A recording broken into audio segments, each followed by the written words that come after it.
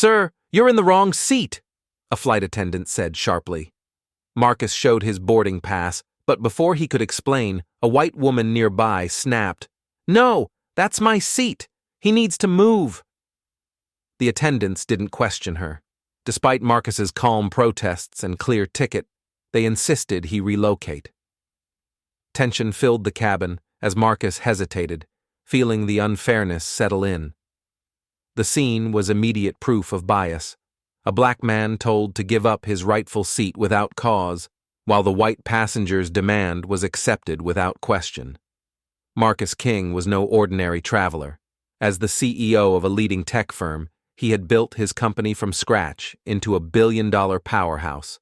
Today, he was flying to deliver a keynote at a major innovation summit, a respected voice in the business world.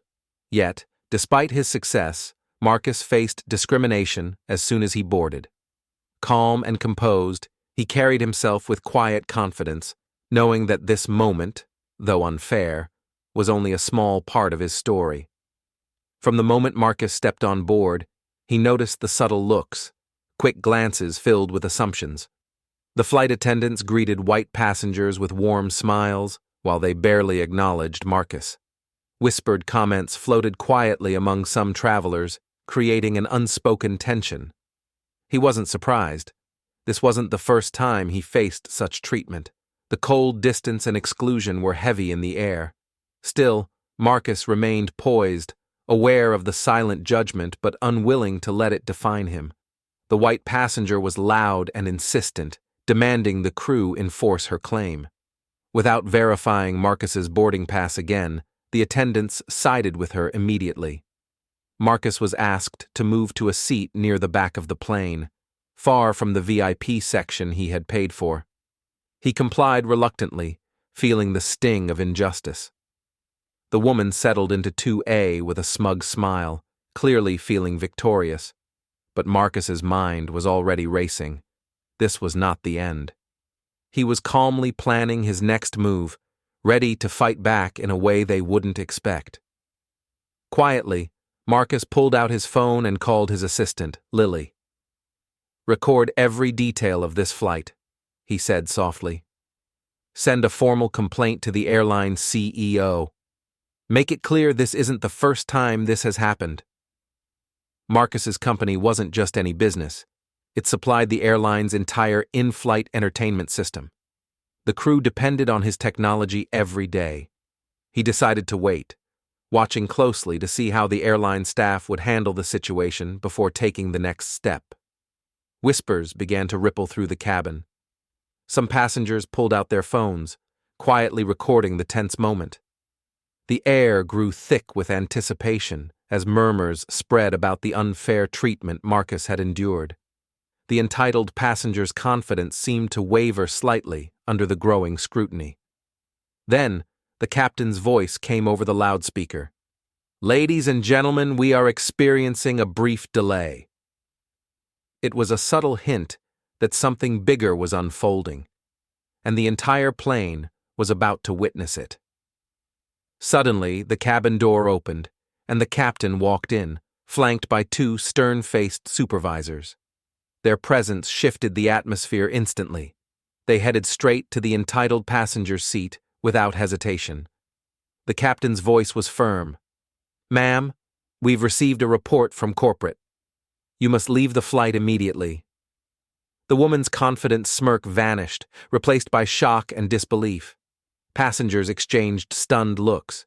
Even the flight attendants seemed unsettled.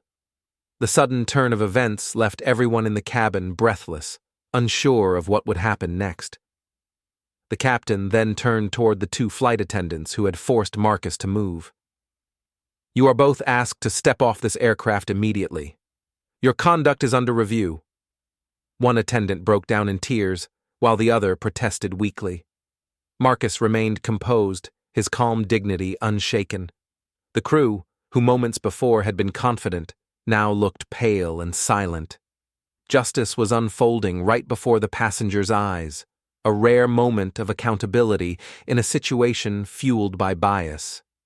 With the entitled passenger and the two attendants removed, the plane finally took off. The mood aboard shifted noticeably. Quiet, respectful, even reverent.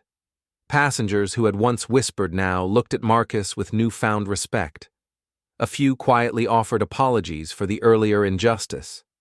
Marcus accepted the gestures with a simple nod, his focus on the journey ahead.